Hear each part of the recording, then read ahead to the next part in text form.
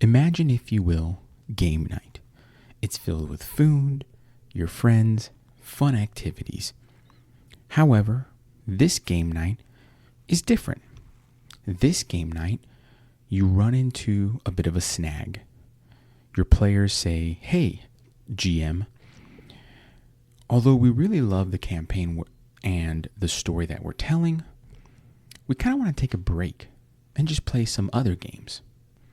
In the back of your head, you may say, "What did I do wrong? Why is this question even happening?" But the players immediately drown those thoughts out by saying, "Could we play Magic the Gathering tonight and then continue on our campaign next week?"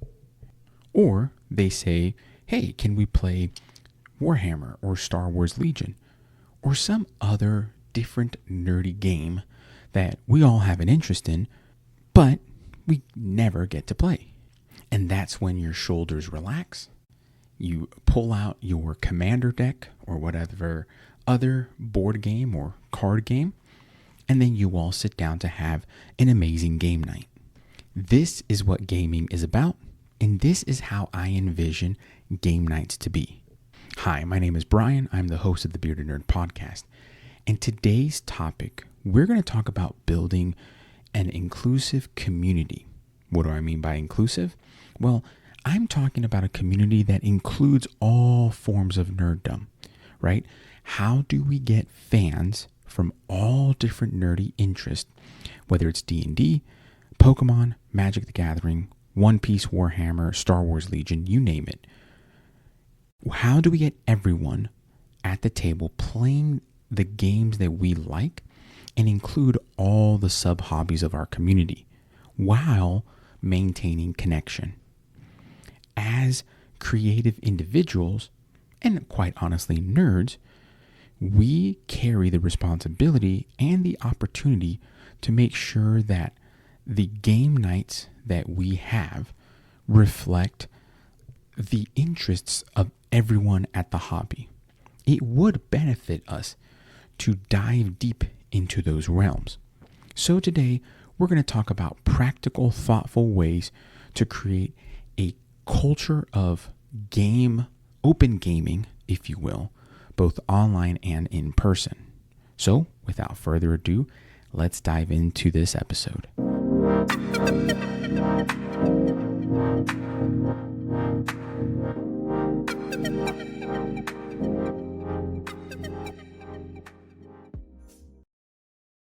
Why this inclusion matters, you may say?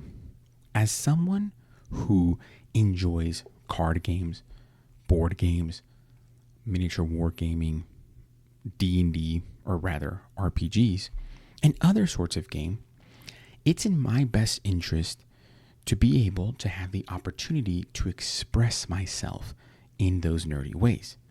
It's one of the reasons why, when I was younger, I really enjoyed going to my local game store. Every night, there was a different event. There was RPG night, specifically Adventures League and Pathfinder Society. There was Friday Night Magic. There were Pokemon nights, board game nights, and throughout the week, there were multiple opportunities to play Warhammer 40K or Star Wars Legion. I met really interesting and great people in the different subsections of the game store. Yet everyone went to that game store and had a great time. It reminded me of my college experience and my college days. There were so many different people from around the country that I went to school with, but they were all unique, and they were, a lot of them, or a majority of them, great people. Mind you, I went to a very small school, so we all knew each other and we all had a great time. And that's how the local game store should be. Your local game store should be a place where all forms of nerddom can come together and have a great time. You should also be able to have the opportunity to play those games and to interact with those individuals. And if that's not happening now, you may be the catalyst of that style of gaming and adventuring. However, in my opinion, I believe that this version of gaming helps your community grow. It's a place where folks may feel like they can't play because they don't know how to play, and therefore you may have the opportunity to teach them. More importantly, it's a place where you can learn to connect with others. From there, by learning other games and playing other games, it made me a better game master.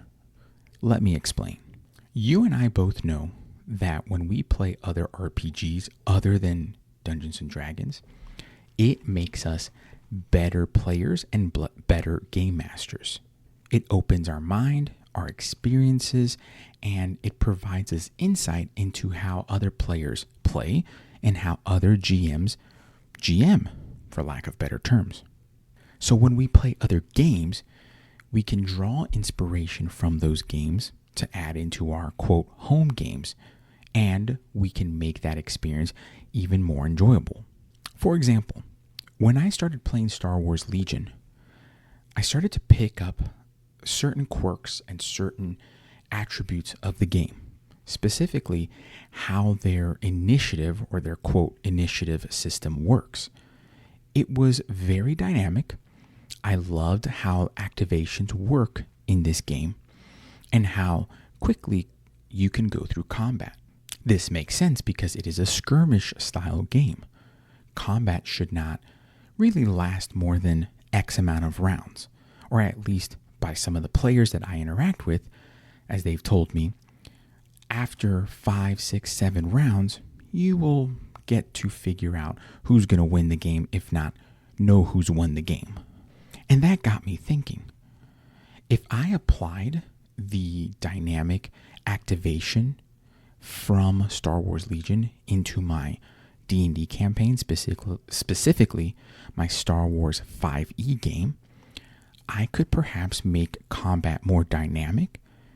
It would feel more realistic, and it would go through a lot smoother without so much of a slog. So just that experience alone allowed me to enhance my D&D game. It allowed me to improve the game to the point where my players are excited about combat and they really love those quote homebrew rules. So just from that benefit alone, we could probably all agree upon that there is a positive correlation to playing other games. However, I would be amiss if I did not ask, or rather answer, the question of why do we need to do this? Well, one of the reasons why I think adding other styles of gaming and including it in your game night is really important, because it lowers burnout for the GM.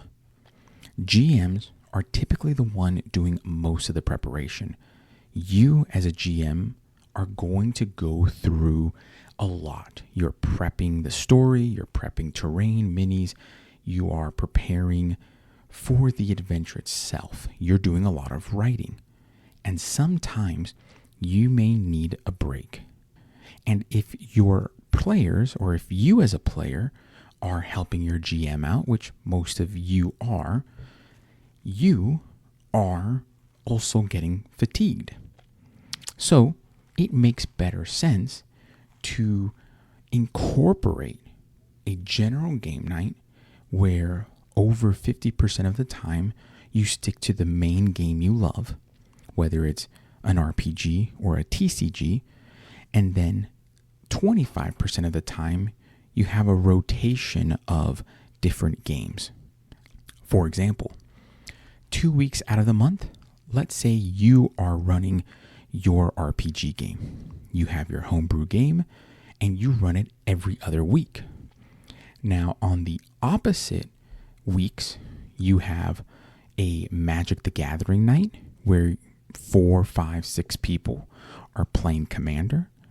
And then the opposite week, maybe you play Warhammer.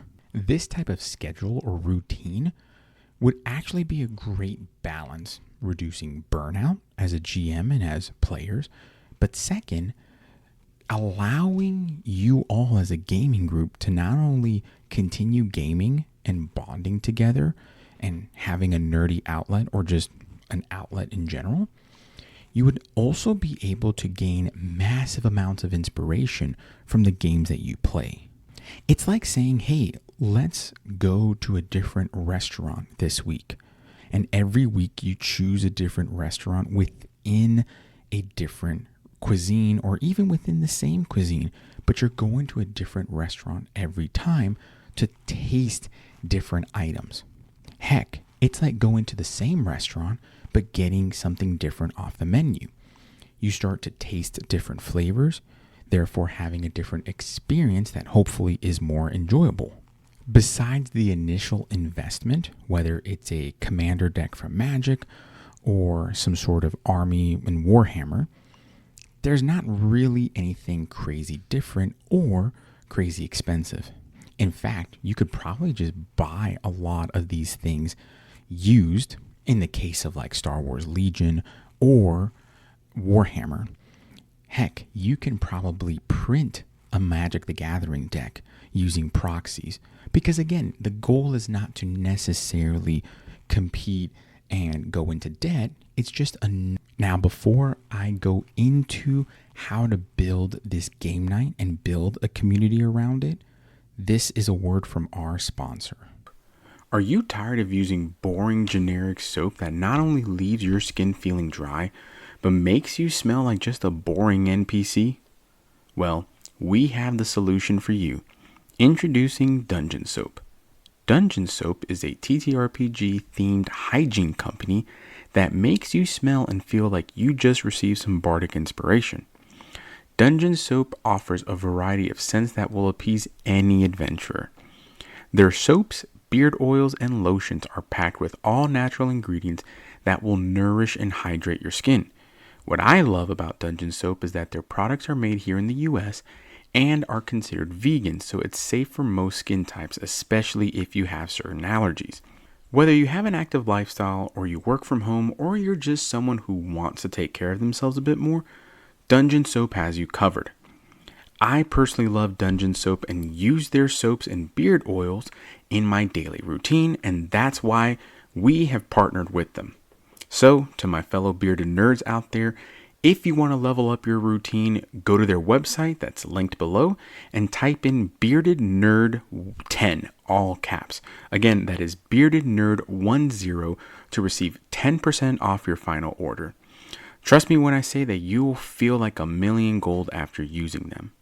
Thanks for checking them out. Let's get back to this episode. So how do we build a community around this style of gaming? Besides the typical session zeros that you would have in RPGs, MTG, or any skirmish game, you need to talk about this during your game night. You need to present this idea to the other players. Talk to them about what it looks like, how this will work, and what the expectations are. For example, in my Discord community, where it's open to the public and anyone can join, we as moderators have a bi-weekly game night. It's to help us grow and help us bond as moderators. However, in my personal life, it has been pretty intense and pretty crazy. So I will be presenting an idea of having a weekly game night, but it is going to vary week by week. Every other week, we will have our D&D night. And then in between those weeks, we may have a Pokemon night, or we may just have every other Magic the Gathering night. That way, we're still playing and we're still bonding and hanging out, but the expectation for me as a game master is lessened, and the burden, or rather the stress of preparing for a session is not as heavy on my shoulders. This is very similar to when other players in your play group pick up the mantle of GMing to soften or lessen the load on the main GM. It's literally the same thing, but instead of having RPGs every week, you're adding a different game altogether. Both are actually still applicable and still beneficial. You can have an RPG night every, Friday night, And you can have different RPGs being played, ran by different people. Same thing's applicable, but in this case, my theory is because you're trying a different game, it's going to actually help you all as players and as game masters. Again, back to the analogy of going to a different restaurant. What I'm stating with this is basically going to a different restaurant that offers a different cuisine every night versus going to a restaurant within the same cuisine, right? It's different. It's going to draw different and broader inspiration rather than just sticking to one specific cuisine and ordering items off the menu that are different than normal, or going to different restaurants. So for example, it would be like you are going to a Korean restaurant and ordering something different off the menu. Okay, that's great. But then going to different Korean restaurants and ordering something from that menu that's different. Okay, that's even more great. That's awesome, right? Or rather, that's greater. Sorry, I should remember my grade school English lessons. But by going to a different restaurant, that's an Italian restaurant, an Ethiopian restaurant, a Korean restaurant, a Ecuadorian restaurant, right? These are different genres of food and cuisines that now you can taste, and your palate is now expanded. It is the same thing with gaming. So by doing that, like I said, it all starts with setting the standard. You have to have a conversation with your gaming group. From there, work it in slowly. Maybe have an additional game night, or just plan ahead to say, hey, we're going to play, or we're going to learn how to play this game, right? We're going to print out a proxies deck, and here you go. We're going to play this. It may not feel great. It may not be the best, but printing it out on a hard stock paper might be a great intro. Or if your players are down, you actually may get a surprising remark. They may say, actually, we've been wanting to try Magic the Gathering. Let's all go to the game store and buy a pre-con. And then you can go from there. So again, set the standard and talk to your players. Offer an accessible night or an easy time to get into the hobby. And then set the schedule. Pick a day, whether it's on your game night or in a different game night, to say, hey, we're going to play these games, and then we're going to try these other games at this time and this date. Be prepared with your deck. You don't have to know or learn the rules. Again, just like any other game, you don't have to fully understand it, but just be prepared to play that game. And then you, as the player, or you as the GM, are going to take notes after all this. And if people really enjoy this, great. If they don't, then you can kind of step back. And it's okay if you don't understand or don't like this style of gaming. That's not a problem. But it is a way for you to gain more, or rather to gain a larger palette within gaming to better help you. This has helped me incredibly with my game. It has given me avenues to be inspired. It's given me ways to grow in my gaming and kind of give me more tools in my tool belt. Now, if you want to grow a local community, start on Facebook, start at your local game store, and go from there. However, I highly recommend building your community, even if it's you and your 4 or 5 players in your group. Build a Discord server out and just have different channels. Have the different channels that talk about these topics and kind of organize it in that way so that you keep everything separated and it's not kind of discombobbled. I personally, in the Bearded Nerd network, in that Discord server, we have everything kind of compartmentalized so that way, if you enjoy a specific thing about that hobby, you can post about it, share, and talk about your decks and talk about things like that. So just keep it organized, right? That's probably the last piece of advice that I would recommend. Again, this type of game night, it's not to have a checklist, right? It's a commitment to create inspiration and moments of inspiration to better help your home game, right? It's a culture as well. You're kind of building a micro game store just based upon your gaming friends or your game group. If you're running games, it's a way for you to enjoy other aspects of the hobby and having an excuse to do it. I am giving you an excuse to try other hobbies, or rather sub-hobbies within nerddom. Now, if you have a game night that's similar to my idea and concept, I'd love to hear your stories. What does game night mean to you? And what changes have you made from when you started gaming till now? Reach out to me here on social media or leave a comment. As always, folks, be kind and compassionate to one another. Much love, and as always, keep gaming.